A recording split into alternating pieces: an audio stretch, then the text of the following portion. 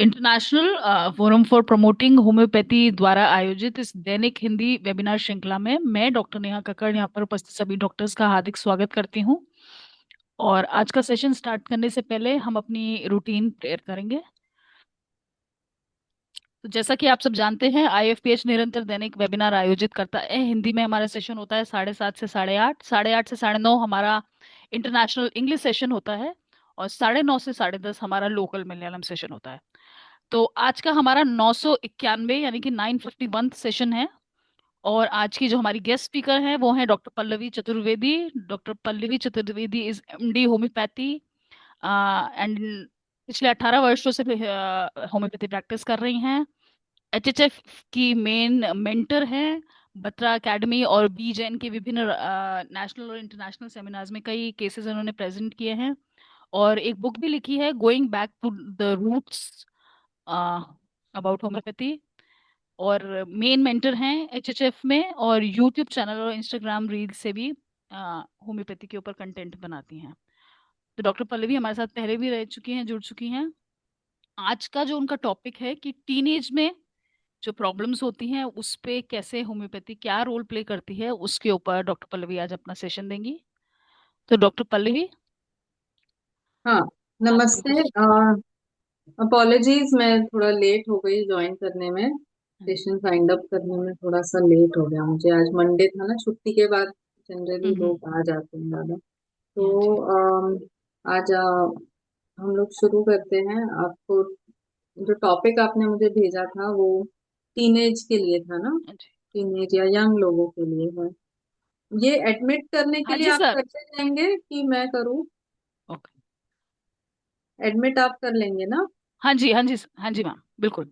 आप अपना screen share कर दीजिए मैम। स्क्रीन शेयर मैंने ऐसा कुछ पीपीटी नहीं बनाया है। ओके ओके, पर मैम यू हाँ, कैन, हाँ आप वैसे ही स्टार्ट कर लीजिए। हाँ जी।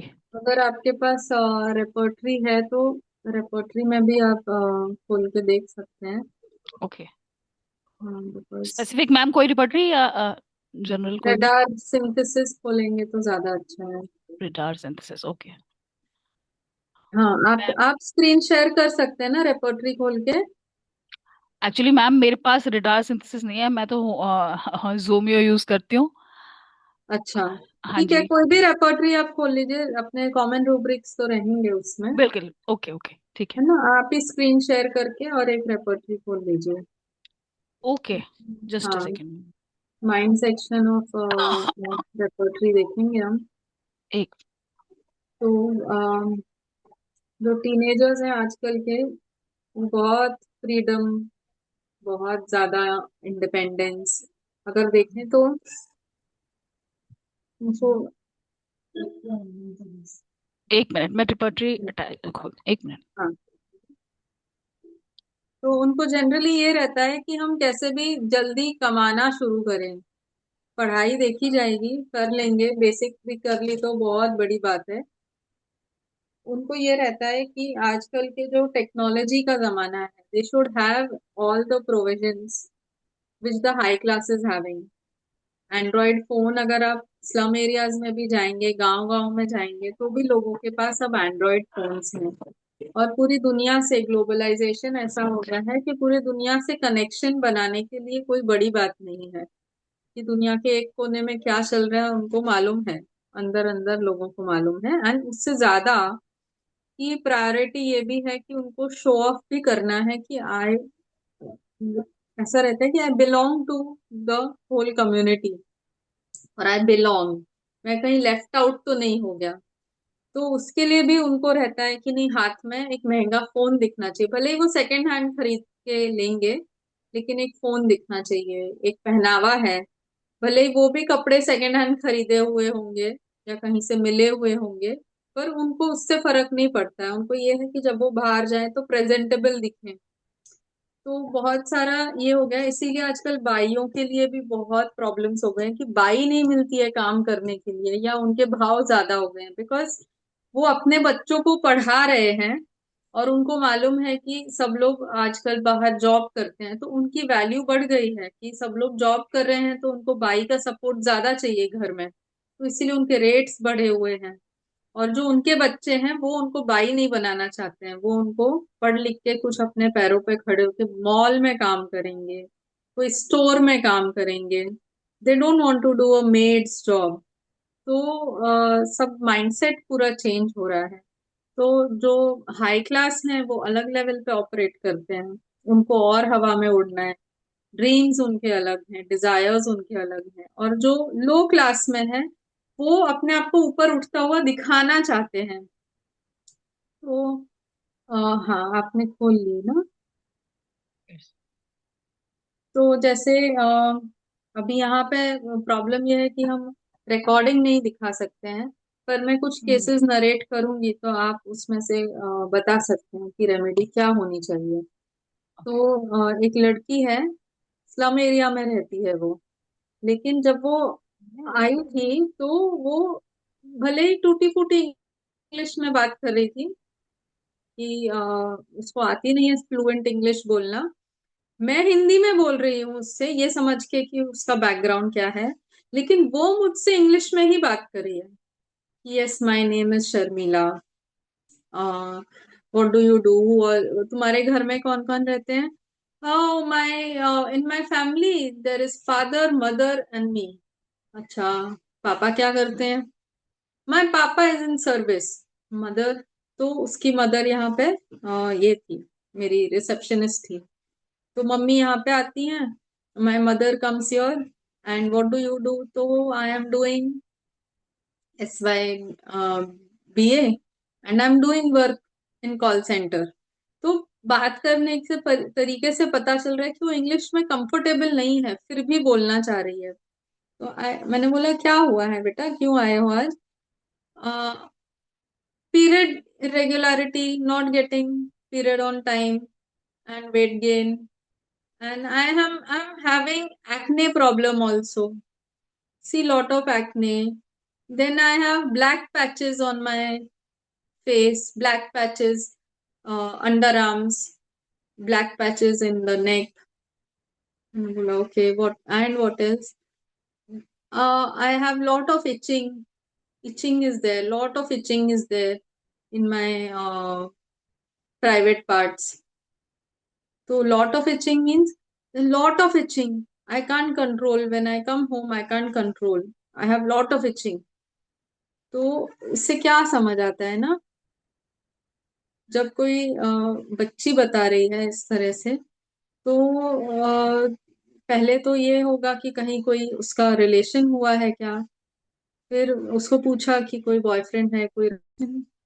No no, nothing, no time for relation. मैंने बोला अरे वाह, नो टाइम फॉर रिलेशन। तो बोला why so? No, I have to earn money, I have to make house for my mother, for my father. So I am doing college, I am doing job, part time job, and I have to make house for them. We are in rented house, so I don't want any relationship.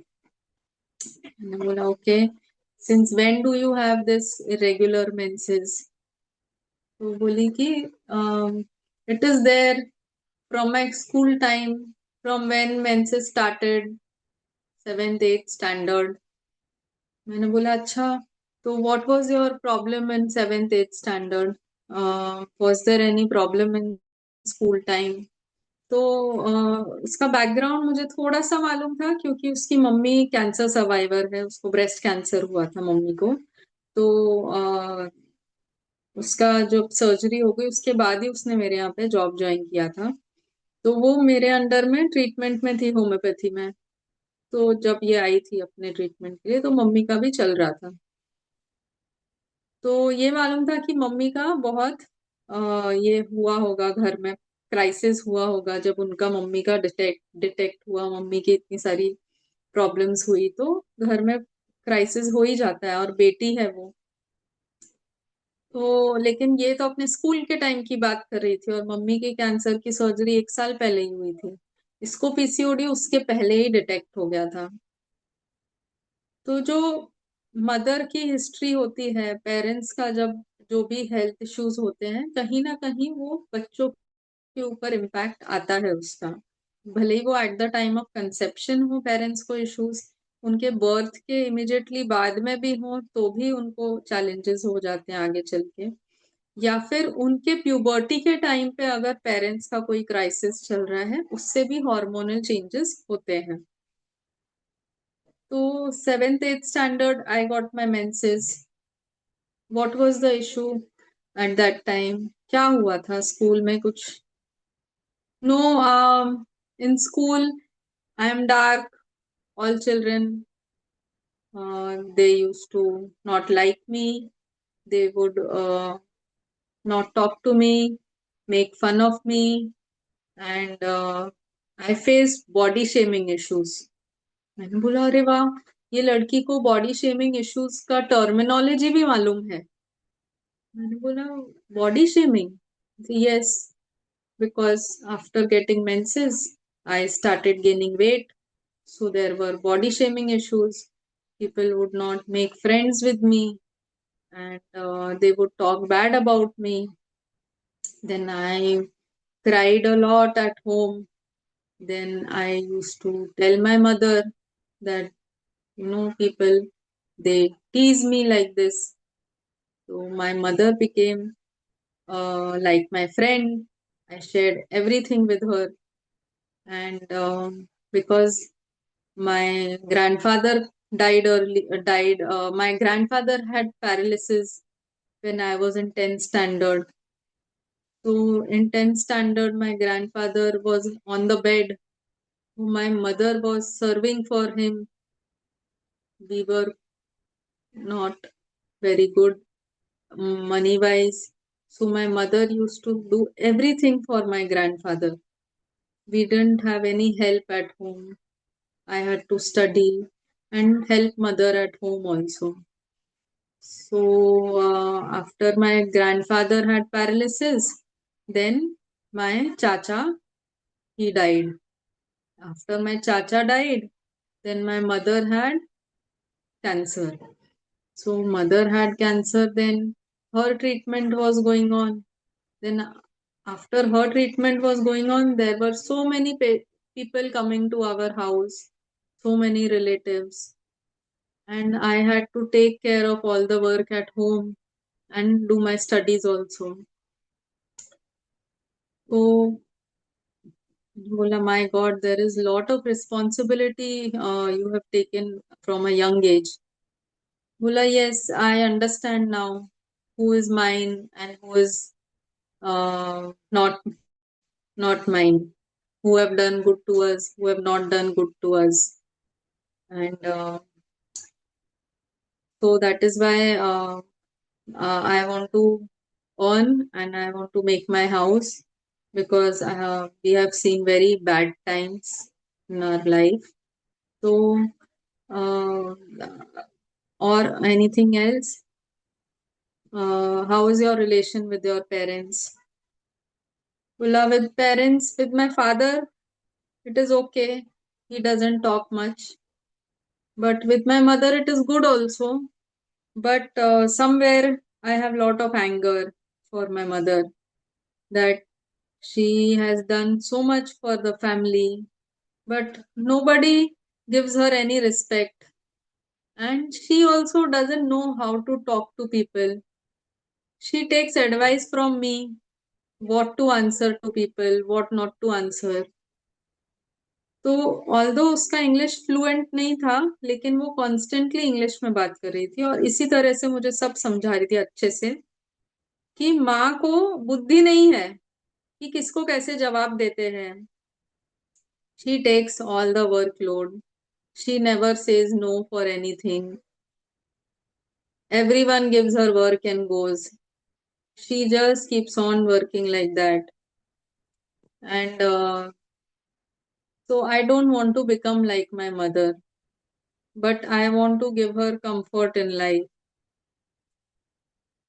तो ये उसका पूरा से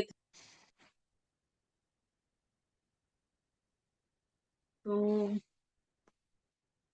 अब आप बताइए, इसको फिर मेडिसिन दी थी. मेडिसिन देने के बाद में वो आए, स्किन कंडीशन भी इम्प्रूव हुई, मेंटली भी शांत हो गई, और सब कुछ ट्रैक पे आ गया। उसका पीसीओडी रिजॉल्व हो गया। और जो मेन प्राइवेट पार्ट की इचिंग को आप कैसे कोरिलेट करेंगे? है ना, वो जो प्राइवेट पार्ट्स में इसको इचिंग हो रही थी, वो क्या इंडिकेशन है? ये एज में एक बच्ची को इतना इचिंग हो रहा है प्राइवेट पार्ट्स में। Hello, yes ma'am. बताइए। हाँ जी। पहले रूब्रिक्स हम देखते हैं। टूल भी। थोड़ा समझ के चलिए ना। हाँ जी। अगर कोई अनम्यूट करके बताएंगे ना, हम्म। तो डिस्कशन होगा इसके ऊपर। ओके। क्योंकि ये बहुत कॉमन रेमेडी है, ओके। कॉमनली सीन रेमेडी है इस जनरेशन में, आदमियों में भी, लड़कों में भी, और लड़कियों में भी। ओके एवरीबॉडी, मतलब सब लोग कुछ जो भी रूब्रिक्स आपको लगते हैं वो पहले प्रेजेंट करेंगे, और उसके बाद फिर वी कैन सी कि कौन सी रेमेडी दी गई है। रूब्रिक से ज्यादा अगर आप उसको पहले एनालाइज करें केस को ना, हम्म। केस को एनालाइज करिए पहले, उसके बारे में बताइए कि ये क्या बता रही है लड़की। इसको सुन के, कहानी को सुन के आपको क्या फील आ रहा है? Okay.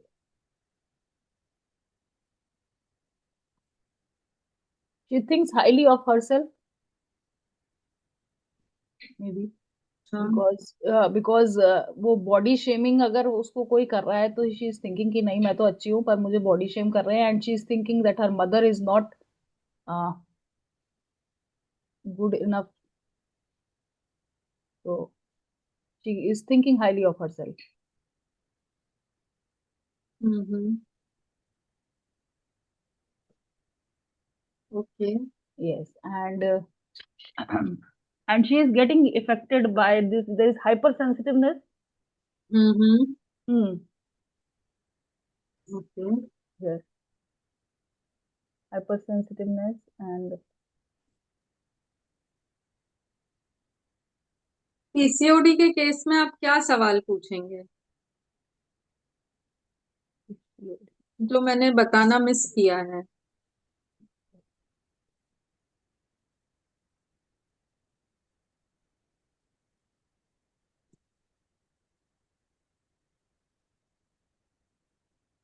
you mean to say कि physical level पे क्या पूछेंगे, और फिजिकल लेवल पे, मेंटल लेवल पे, इमोशनल लेवल पे। अगर आपके पास पीसीओडी एज अ होम्योपैथ जब आप ट्रीट कर रहे हैं, तो पीसीओडी को कैसे समझते हैं, उसका साइकोडायनामिक्स क्या होता है?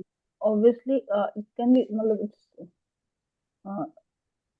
soro psychotic, miasmatic, like we can say psychotic and sora also, because there is mild itching on the private parts also that. माइज्म नहीं, साइकोडायनामिक्स। साइकोडायनामिक्स मतलब क्या सोच होती है जब किसी भी बच्चे को, लड़की को पीसीओडी आता है, कौन सी सोच से आता है, उसको साइकोडायनामिक्स बोलते हैं। Any psyche which causes a dynamic Mhm. Disturbance in the body functioning. Mhm. तो कौन सी सोच से ओवरीज पे इम्पैक्ट आता है, उसको साइकोडायनामिक्स कहेंगे of PCOD. Overthinking. Over thinking तो हर बीमारी में होती है। किस टाइप Overthinking की? and suppression of emotions, suppression of expression. देखिए, जैसे हम बताते हैं कि मुझे तुमसे प्यार है, हाँ, Mm-hmm. तो हम प्यार की जगह एक हार्ट बनाते हैं।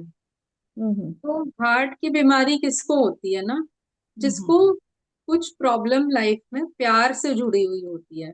Yes, या yes. तो प्यार बहुत ज्यादा है, Mm-hmm. या जितना ज्यादा है उतना मिल नहीं रहा है। Mm-hmm. ठीक है, तो हार्ट इम्पैक्ट होता है। Mm.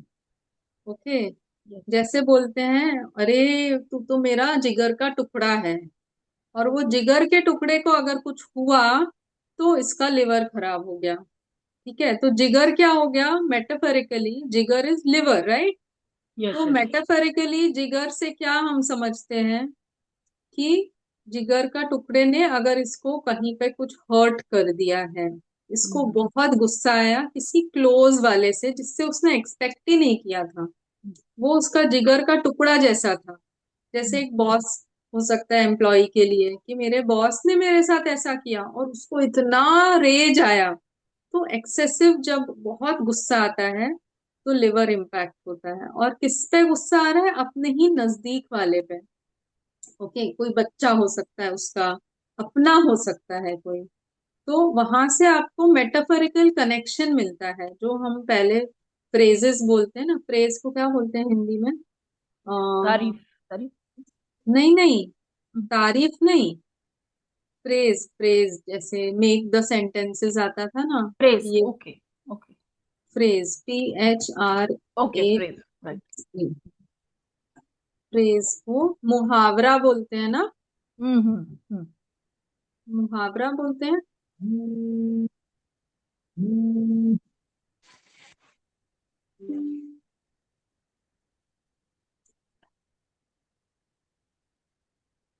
जैसे बोलते हैं ना, करे कोई और भरे कोई। मुहावरा। यस। तो इसका मतलब क्या होता है? तो वैसे ही फ्रेज होता है ना, फ्रेज का जो हम लोग बताते हैं कि ये तो जंगल का राजा है। तो जंगल का राजा है मतलब हम क्या जंगल में रह रहे हैं? जैसे मोदी है, तो मोदी के लिए बोल रहा है ये तो यहाँ का जंगल का राजा है, तो वो जंगल का राजा थोड़ा ना है, वो तो प्रधानमंत्री है। लेकिन कहने का मतलब क्या हो गया ना, लाइक वो अ मेटाफर। शेर। मेटाफर। हाँ, मेटाफर, वो शेर के जैसा है। तो हमारे जो रूब्रिक्स है ना, वो भी ऐसे ही बने हुए हैं। ओके। ओके, तो माइंड सेक्शन के रूब्रिक्स अगर समझेंगे तो वो इसी बेसिस पे बनाए हैं। तो अगर आपको ओवरीज समझना है तो ओवरीज का मेटाफोरिकल कनेक्शन समझना जरूरी है। तो ओवरीज बताते हैं कि जैसे चंद्रमा होता है ना, चंद्रमा के साइकिल्स होते हैं। यस। हाई टाइड और लो टाइड लेके आता है। जैसे मून राइज और मून सेट होता है ना, बड़ा होता है जब पूनम आती है, और फिर अमावस्या आती है। तो पूर्णिमा पे पूरा चांद दिखता है, और अमावस्या पे वो चांद नहीं दिखता है।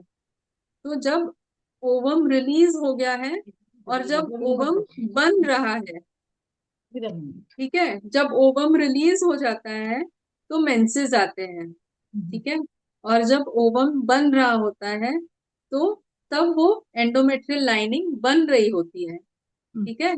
तो वैसे ही हाई टाइड और लो टाइड यूट्राइन साइकिल बता रही है कि कब शेडिंग हो रही है और कब नहीं हो रही है। ओके। तो ये सब नेचर से जुड़ा हुआ है, प्रकृति से ही जुड़ा हुआ है। अगर बच्चा भी बन रहा है तो वो ओवम से निकल के आ रहा है ना, वो अंडा जो है वहां से वो बच्चे का बनना शुरू होता है। तो ovary is the seat of creation, deepest seat of creation in a women. तो डीपेस्ट सीट ऑफ क्रिएशन क्या हो गया? वो क्रिएशन किसी भी फॉर्म में हो सकता है। जो हमारी क्रिएटिविटी है वो हमारे लिखने में दिख सकती है, हमारे बात करने में दिख सकती है, वो हमारे रंगोली बनाने में, रोटी कैसी बनाई है, सब्जी कैसी बनाई है, मेहंदी कैसी लगाई है एक लड़की ने, है ना। तो वो क्रिएटिविटी से ही पूरा घर संसार अपना सजाती है। तो अगर पीसीओडी किसी को होता है, किसी भी लड़की को, तो सबसे पहले ये समझना जरूरी है कि इसकी क्रिएटिविटी कहाँ पे हैम्पर हुई है, कहाँ पे हर्ट हुई है। इसकी इसके किसी कार्य को जो इसने बनाया है, अभी तक वो माँ तो बनी नहीं, टीनेजर की हम बात कर रहे हैं, माँ तो वो बनी नहीं है, लेकिन फिर भी इसकी क्रिएटिविटी कहाँ आएगी?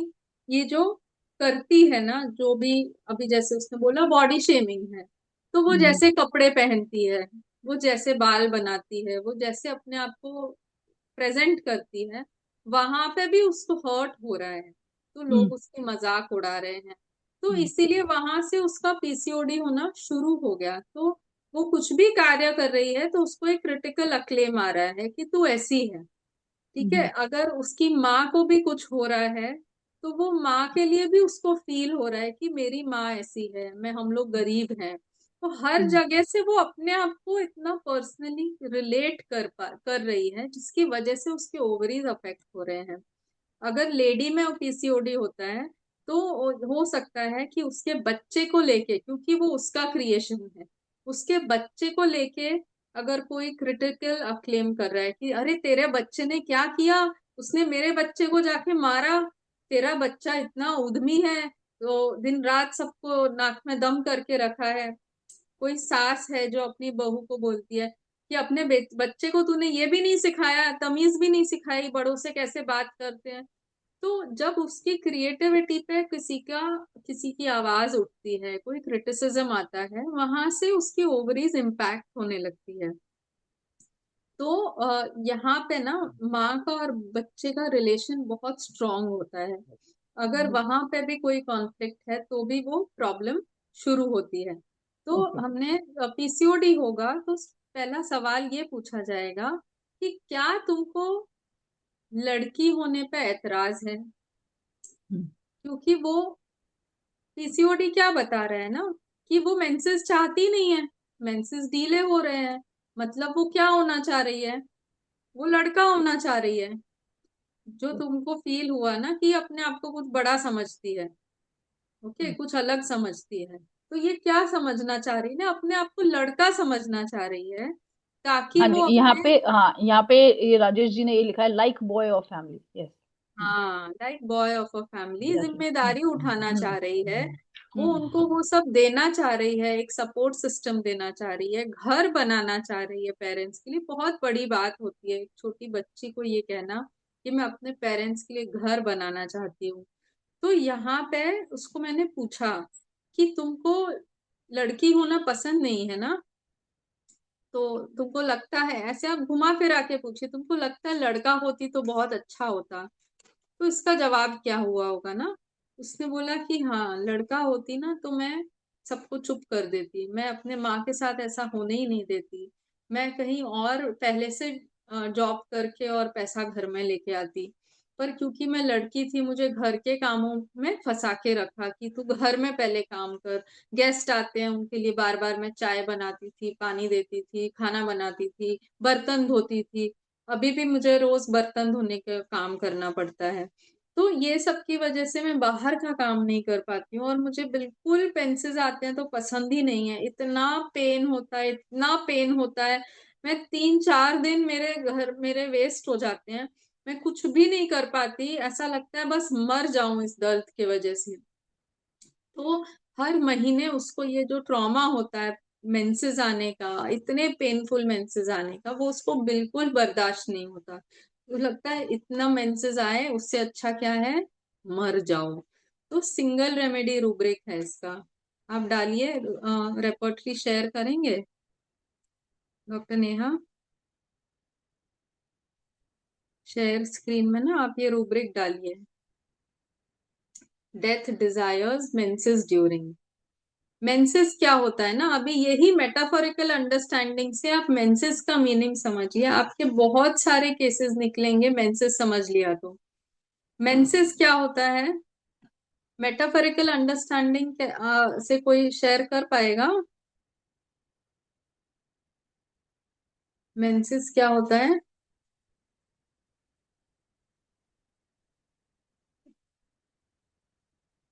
जैसे एक शादी हुई औरत की, और सब लोग एक्सपेक्ट कर रहे हैं कि अब ये जल्दी ही खुशखबरी सुनाएगी, है ना, और वो खुशखबरी में अगर उसको मेंसेस आ गए, खुशखबरी में मेंसेस आ गए मतलब क्या हुआ कि ये अब प्रेग्नेंट नहीं हुई, प्रेगनेंसी का फेलियर हो गया ना। बाकी सब म्यूट पे ही हैं, परमिशन नहीं है कि बोलना नहीं चाह रहे हैं। नहीं नहीं, बोलना तो चाह रहे हैं, nobody is speaking. Okay. Like, अगर किसी को भी जो इनपुट है, प्लीज या तो चैट बॉक्स में टाइप कर दीजिए, या चैट बॉक्स में टाइप कर देंगे। तो मेंसेस क्या होता है ना, फेलियर ऑफ कंसेप्शन होता है। तो फेलियर ऑफ हम्म। कंसेप्शन जब हुआ, मतलब कुछ तो फल वो दे सकता था, पर वो फेल हो गया उसमें। जैसे सीए की तैयारी करी और रिजल्ट क्या आया, ओके। फेल हो गया, तो उसका मेंसेस आ गया। इसका हम्म। मतलब ये मेटाफोरिकल हो गया। ये 10th का एग्जाम दे रहा था बच्चा और ओके। 2 मार्क्स से रह गया, तो उसका मेंसेस हो गया। मतलब hmm. Pregnancy expect, good news expect कर रहा था और वो गुड न्यूज आई नहीं, बैड न्यूज हो गई वो। तो ये मेंसेस हो गया। तो ओके। जहां पे भी एक फेलियर हो जाता है, जहां एक्सपेक्टेड है कि अब ये कंसीव कर लेगा, अब की बार तो बच्चा पास कर ही लेगा, ये कंसेप्शन में फेलियर आ गया। ये एक न्यू आइडिया था, एक ताजगी भरा आइडिया था, कुछ तो अच्छा होने वाला था, वो फेलियर हो गया। ठीक है, तो डेथ डिजायर्स मेंसेस ड्यूरिंग डालिए। सिंगल रेमेडी है बर्बरिस वल्गैरिस, जिसको हम की रीनल कैल्कुला, रीनल कोलिक में बहुत देते हैं। तो ये हर हम्म। केस ऑफ रीनल कोलिक में तो काम नहीं करती है कि आपने दिया और स्टोन निकल गया। बहुत से केसेस में काम करती भी है। ये जो केसेस में काम करती है, आप रेट्रोस्पेक्टिवली उन केसेस को जाके जरा पढ़िए, तो आपको मिलेगा कि उनके लाइफ में वो कहाँ अपने आप को फेलियर समझते हैं। वो क्या करना चाहते हैं, ambition increase for social position. आप स्क्रीन शेयर करके अगर ये रूब्रिक्स दिखा देते तो अच्छा होता। हाँ जी, हाँ जी। Ma'am actually ambition rubrics, increase for, ambition.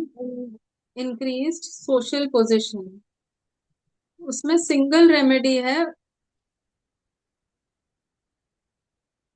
Berberis vulgaris.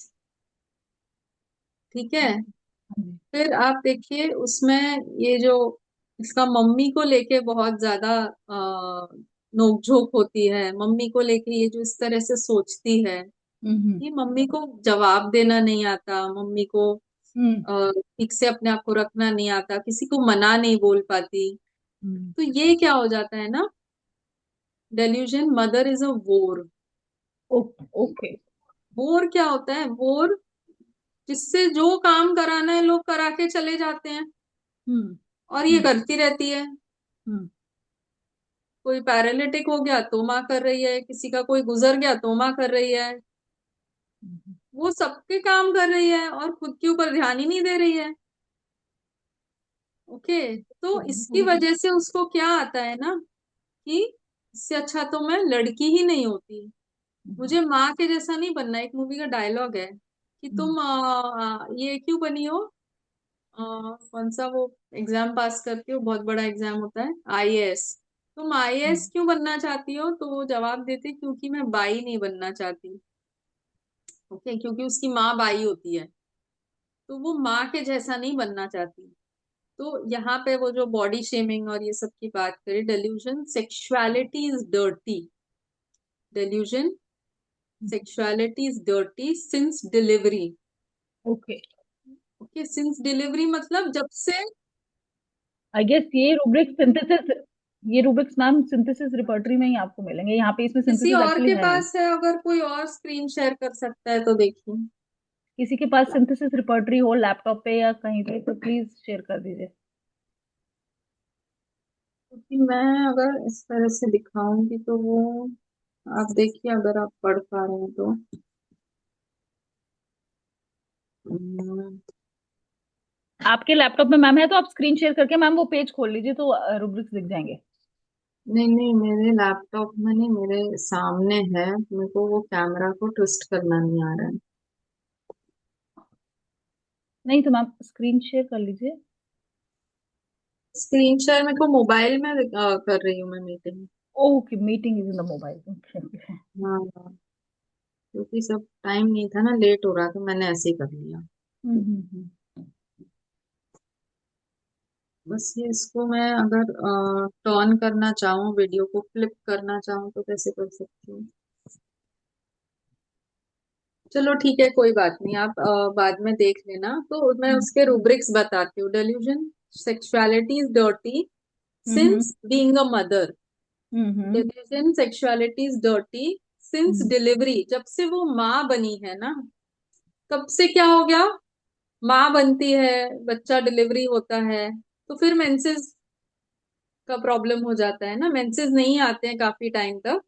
Okay. और उसके वजह से क्या होता है, वो अपना एम्बिशन परस्यू नहीं कर सकती अगर वो माँ बन गई है। जैसे आपने ये मैरी कॉम की मूवी देखी थी, प्रियंका चोपड़ा की।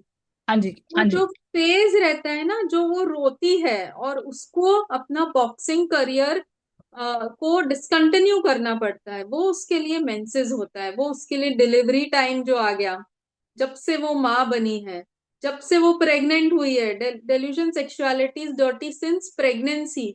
उसको इतना रोना आता है, इतना दुख होता है, वो अपने मेडल्स को ही देखती रहती है कि मैं एक बॉक्सिंग बॉक्सिंग चैंपियन होके मुझे आज ब्रेक जो लेना पड़ रहा है, वो जो ब्रेक लेना पड़ता है कंटिन्यूटी में, जहां वो बहुत प्रोग्रेस कर रही है, अच्छा कर रही है और करना चाहती है, और वहां से जो कट ऑफ करना पड़ता है ना, वो मेंसेस हो जाता है, वो प्रेगनेंसी हो जाता है, वो माँ बनना जो उसको, जिसकी वजह से वो एम्बिशन उसका पीछे रह जाता है।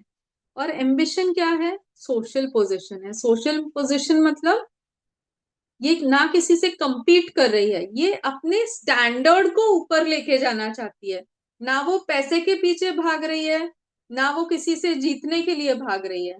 वो क्या करना चाह रही है? अपने लेवल को ऊपर करना चाह रही है। मेरे मम्मी पापा को मैं घर बना के दे दूं, तो उसका सोशल पोजीशन ऊपर हो जाएगा, उसके लोगों के नजर में उसका जो ओहदा है वो उठ जाएगा। ये वो करना चाह रही है। वरना इंसान एम्बिशन इंक्रीज खुद के लिए करता है कि मैं, मेरी अच्छी रैंक आ जाए, फर्स्ट रैंक आ जाए, मैं आईएएस बन जाऊं। अरे भाई, उसके पीछे कारण क्या है? वो कारण जब जानेंगे तब आप सोशल पोजीशन को समझ पाएंगे। ठीक है? तो ये एम्बिशन इंक्रीज सोशल पोजीशन। और जो आप बता रहे थे कि वो अपने आप को कुछ बहुत बड़ा समझती है, तो ये एनलार्ज्ड है। Delusion head is enlarge. Okay, enlarge मतलब कि ये कुछ बहुत बड़ी चीज है।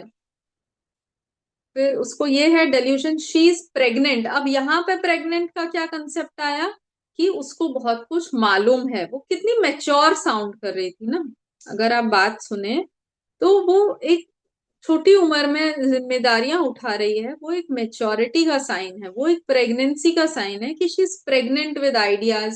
शी इज प्रेग्नेंट बोलते हैं ना, मेटाफोरिकल जो वर्ड प्रेग्नेंट को आप यूज करते हैं, तो she is pregnant with lot of good ideas. तो मतलब उसके अंदर वो क्षमता है, वो पोटेंशियल है। ठीक है? तो ये आप आदमियों में कैसे अप्लाई करेंगे? जैसे कोई आदमी है, कोई लड़का है, वो भी अपने परिस्थिति से उठकर कुछ करना चाहता है, तो वहां पे वो वुमेन का क्या कंसेप्ट आएगा, मदर का क्या? वो यही समझता है कि उसके, हो सकता है वो पिता हो, लेकिन वो उतना केयरिंग रहे हो, और उसको जरूरी नहीं कि मदर इज अ वोर मतलब उसके माँ के लिए ही एप्लीकेबल होगा, पिता के लिए नहीं होगा। लेकिन वो जो माँ की सेंसिटिविटी, नर्चरिंग, वो उसके पिता ने की होगी। ओके, तो वो वहां पे मदर लग जाएगा। ठीक है? Disgust being a women, disgust being a women में भी सिंगल बर्बरिस है। अब यहाँ पे तो कोई किडनी नहीं है, कोई रीनल कोलिक नहीं है। ठीक है? लेकिन फिर भी डिस्गस्ट बीइंग अ वुमेन की अगर फीलिंग आई, तो आप इसको किसी भी बीमारी में दे सकते हैं। आपको उसको मैम, किडनी, क्या हुआ? मैम बर्बेरिस कौन सी पोटेंसी में दिया आपने? उसको 1 दी थी। उसके बाद में उसका पीरियड तो ठीक हुआ था, लेकिन जो पेल्विक इचिंग थी ना, ये डिस्गस्ट बीइंग अ वुमेन की इचिंग थी। उसको क्यों पेल्विक एरिया, क्यों प्राइवेट पार्ट में ओके। इचिंग हो रही थी ना? क्योंकि वो चाहती ही नहीं है कि वो लड़की है ना, तो इसीलिए उसको इतनी इचिंग, इतना हम्म। स्क्रैचिंग होता था। वो बोलती थी कि मैं घर पे आके से कपड़े उतार के फेंकती हूँ, मुझे लगता है मैं खुजाती रहूं। क्यों? क्योंकि उसको डिस्गस्ट है, वो पार्ट से ही डिस्गस्ट है कि ये औरत होना जो है, लड़की होना जो है, अपनी सीमाओं में रहो, बंद कर रहो, तमीज में रहो, लिहाज करो, इस तरह से जी। बैठो, इस तरह से उठो, इस तरह से बात करो, ऐसे मत करो, वहां जाओ, वहां मत। मत जाओ। ये क्या है? ये सब उसकी इंडिपेंडेंस को खा जाता है। तो जब कोई अपने आप को इतना रेस्ट्रिक्टेड फील करता है ना, उसको वो बिल्कुल पसंद ही नहीं कि मैं ऐसी हूं क्यों, मैं ऐसी बनी ही क्यों, मैं लड़का होती इससे अच्छा। तो वो डिस्गस्ट बीइंग अ वुमेन, क्योंकि वुमेन को ही मेंसेस आते हैं, वुमेन ही प्रेग्नेंट होती है, उसी को काम से ब्रेक लेना पड़ता है। ठीक है। तो किडनी स्टोन, रीनल कोलिक में ये क्यों चलती है? क्योंकि जब पेन उठता है ना, तब उसको काम से ब्रेक आ जाता है। वो जो इंटरप्शन, एंगर फ्रॉम इंटरप्शन में बर्बरिस है। इंटरप्शन क्या हुआ? एक स्मूथ फ्लो चल रहा है, मतलब मैं काम में एकदम मगन हूँ, फोकस्ड हूँ, एम्बिशन के तरफ जा रहा हूँ, और बीच में पेन आ गया। पेन आ गया तो मुझे सब छोड़ के पहले पेन को संभालना पड़ रहा है। और वहां से उसको गुस्सा आता है कि ये क्यों आ गया ना, ये नहीं चाहिए मुझे, मुझे अपना काम कंटिन्यूअस करते ही रहना है। तो ये बहुत मेहनत करने वाले लोग होते हैं, अपना दिल और जान लगा के पूरी मेहनत करने, श्रम करते ना, परिश्रम बोलते हैं, वैसे लोग होते हैं। इन लोगों को जब अगर दर्द उठे ना, तब उनको लगता है death desires menses during menses. क्या हो गया? मैं मीटिंग में जा ही रहा था और ये पेन जो उठ गया ना, ऐसा लगता है मर जाऊं इससे अच्छा तो। ये पेन क्यों आ गया मुझे? वो वहां पे वो रीनल कोलिक में जब वो इंटेंसिटी का थॉट आता है ना, तब वो स्टोन निकलता है बर्बेरिस से। हर केस में स्टोन नहीं निकलता है, इसीलिए। ठीक है। तो ये माइंड बॉडी सोल का जब हम को रिलेशन देखेंगे, तब हम रियल होम्योपैथी को समझ पाएंगे और इफेक्ट दे पाएंगे। ठीक है। तो इसके थोड़े और रूब्रिक्स अगर हम समझना चाहें, freedom desires sensation, freedom sensation of desires freedom. फिर इसमें है गवर्नमेंट। गवर्नमेंट मतलब वो बहुत एक्सपेंसिव होता है ना कुछ भी। गवर्नमेंट जिसमें बहुत घी से बनी हुई कोई बहुत मजेदार मिठाई है, या फिर चीज घिसी हुई कोई बहुत स्वादिष्ट पिज्जा है जिसमें खूब सारा चीज है। तो गवर्नमेंट है वो स्वादिष्ट चीजें चाहता है। वो स्वादिष्ट जरूरी नहीं खाने में ही हो, वो ओढ़ने पहनने रहने सहने में भी गवर्नमेंट है। उसको अच्छी चीजें चाहिए। ठीक है। और ये जब नहीं होता है, जब मेंसेस आ जाता है, जब उसको ब्रेक लेना पड़ता है, उठ नहीं पा रहा है, कर नहीं पा रहा है, वहां पे ह्यूमिलिएटेड फीलिंग आ जाती है। तो ये ह्यूमिलिएशन में जाता है। Insecurity mental as a women, तो ये अब आप जोड़ सकते हैं, इसमें भी सिंगल बर्बरिस वल्गैरिस है कि ये वुमेन बन के अपने आप को इनसिक्योर फील करती है कि मैं केपेबल होते हुए भी, मेरे अंदर क्षमता होते हुए भी मुझे रुकना पड़ेगा, मुझे ब्रेक लेना पड़ेगा। मेरा करियर अभी पीक पर था और मैं प्रेग्नेंट हो गई। Mental exertion aggravate impossible bye least interruption, वो थोड़ा भी इंटरप्शन नहीं चाहती है। वो सोच रही थी कि मैं अब इंडिया के लिए मेडल जीत लाऊंगी, मैं अब प्रमोट हो रही थी, और वो प्रमोशन में मुझे ब्रेक लेना पड़ा, मेरे मम्मी को कैंसर हो गया, मैं अब पढ़ाई नहीं कर पा रही। वहां वो इंटरप्शन चाहती ही नहीं है, जहां वो बहुत कुछ, प्रेग्नेंट है, वो कर सकती है, एनलार्ज्ड है, क्षमता है, लेकिन नहीं जब कर पाए ना, तो वो केसेस में बर्बरिस के बारे में आप सोचिए।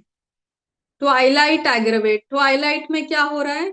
फिर वो सन सेट होने का टाइम आ गया ना, तो वो उसको ट्वाइलाइट एग्रवेट में जाता है, वो उसको पसंद नहीं है, क्योंकि अब ढलता सूरज है, अब क्या ही काम होगा। तो वो इंटरप्शन हो गया फिर से ना, ट्वाइलाइट आते ही अब काम रुक गया, अब अंधेरा ही हो जाएगा। तो ये बर्बरिस वल्गैरिस का एक जिस्ट है जो आपको बहुत टीनेज गर्ल्स में देने के लिए मिलेगा। अगर आप इसका की नोट्स पढ़ेंगे, उसमें फर्स्ट लाइन दी गई है, optimistic, courageous, weary of life during menses, mental work is impossible by least interruption।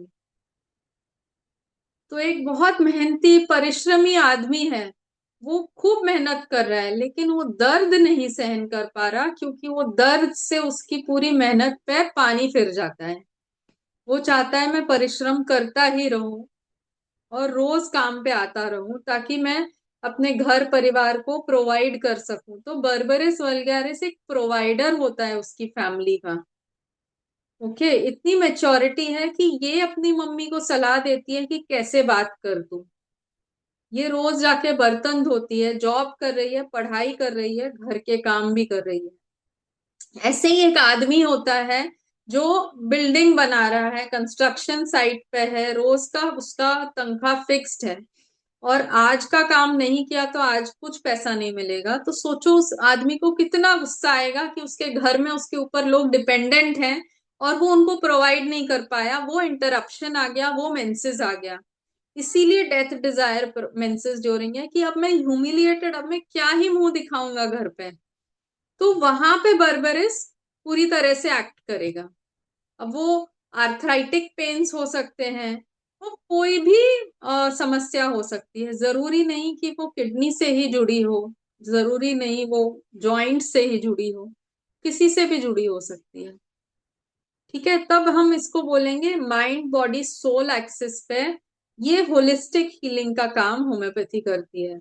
इसीलिए डॉक्टर केंट ने माइंड चैप्टर सबसे पहले दिया है, उसको हाईएस्ट इंपॉर्टेंस दिया है। डॉक्टर हैनेमन ने बार बार रिपीट किया है कि हर रेमेडी को आप उसको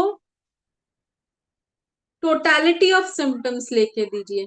सिर्फ फिजिकल पे देंगे, फिजिकली वो आज ठीक हो जाएगा, एक स्टोन निकल जाएगा, फिर से बन जाएगा, लेकिन जब आप होलिस्टिक समझ के देंगे तब वो उसका स्टोन बनना तो पार्शियल एक्शन हो गया, लेकिन कंप्लीट एक्शन के लिए जब तक माइंड इमोशंस मैच नहीं होंगे पेशेंट के उस पे, तब तक वो पूरी तरह से काम नहीं करेगी मेडिसिन। ठीक है, एक पार्शियल एक्शन होता है ओके मैम, और मैं एक। यहाँ एक क्वेश्चन पूछना चाहूंगी कि जैसे आपने ये हाँ, रूब्रिक्स सिंथेसिस रिपर्टरी में से देखे अभी, जैसे if anybody is not having it, किसी के पास अगर सिंथेसिस रिपर्टरी नहीं है, तो ये रूब्रिक्स कैंट में हम किस हेडिंग के अंदर देखेंगे? बिकॉज जैसे इसमें नहीं आ रहा है जो आपने रूब्रिक्स बताए।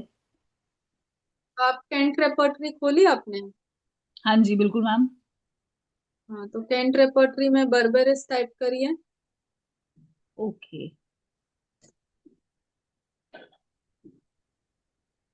देखिए कैंट रेपर्टरी के rubrics, concentration okay. Interrupted if, कौन सा? Confusion of mind, confusion. Of mind from interruption, death desires menses during Kent repertory में भी दिया गया है। अच्छा, मेंसेस ड्यूरिंग। हाँ, मिला? एक minute, confusion of mind menses during. नहीं नहीं, confusion of mind interruption from death desires menses during. Okay, interruption. Weary of life menses during, ये कैंट रेपर्टरी का है। Okay, weary of life menses during. Hmm, मिला आपको? Ma'am, ma'am आपको मेरा screen दिख रहा है? हम्म, हाँ। दिख तो रहा है। हाँ जी, तो मैम ये मेंस फीमेल जेनिटिलिया मेंसेस इसी चैप्टर में देखेंगे ना? नहीं, माइंड में देखना है। Mind, mind very of life. Theory of life mind section में ही काम करते हैं हम लोग। हम लोग मतलब एचएचएफ में, हैनिमैनियन होम्यो फोरम में यस यस। हम लोग applied mind weary method of से लाइफ। काम करते हैं ना। हाँ जी। Weary, ma'am weary word it's not coming, या कुछ और वर्ड दे डालेंगे हम मैम यहाँ पे? आपने माइंड सेक्शन खोला है कैंट रेपर्टरी का? हाँ जी मैम। हाँ, उसमें आप डेल्यूजन में, ये डेथ में जाइए, death desires death, death menses is real. During. Yes ma'am. Death desire menses during. Desires see और लोथिंग ऑफ लाइफ। इसमें सब रूब्रिक्स में जाइए। ठीक है, मेंसेस ड्यूरिंग, ओके यस। मिला ना? हाँ जी। ऐसे ही व्योरी ऑफ हाँ लाइफ जी। मेंसेस ड्यूरिंग में जाइए। Okay, berberis, yes okay. Hmm. Hmm, single remedy है ना। ओके अब ओके। आप, तो ये मेंसेस और इंटरप्शन दोनों एक ही चीज है बर्बरिस के लिए। ओके इनने कहीं उसको इंटरप्शन दिया है, कहीं मेंसेस दिया है। ओके, तो दूसरा सिम्टम हमने क्या लिया? Loathing. No. Weary of life menses during. Hmm. फिर आया आपका confusion of mind interruption from,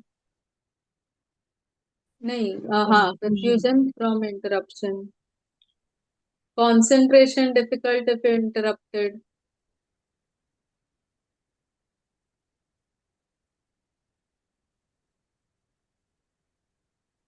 ma'am please repeat करेंगे, कंफ्यूजन। Of mind. हाँ। देखिए इंटरप्शन, इंटरप्टेड नहीं है। नहीं ma'am. Confusion of mind from interruption दिया हुआ है मेरे कैंट रेपर्टरी में तो। मैम इसमें एक क्रॉस रूब्रिक में दे रखा है, लोदिंग ऑफ लाइफ, या तो यहाँ देखते हैं। नहीं नहीं, लोडिंग में नहीं है। Okay. Confusion of mind interrupted में ही है, इंटरप्शन में ही है। इंटरप्शन फ्रॉम, हाँ जी।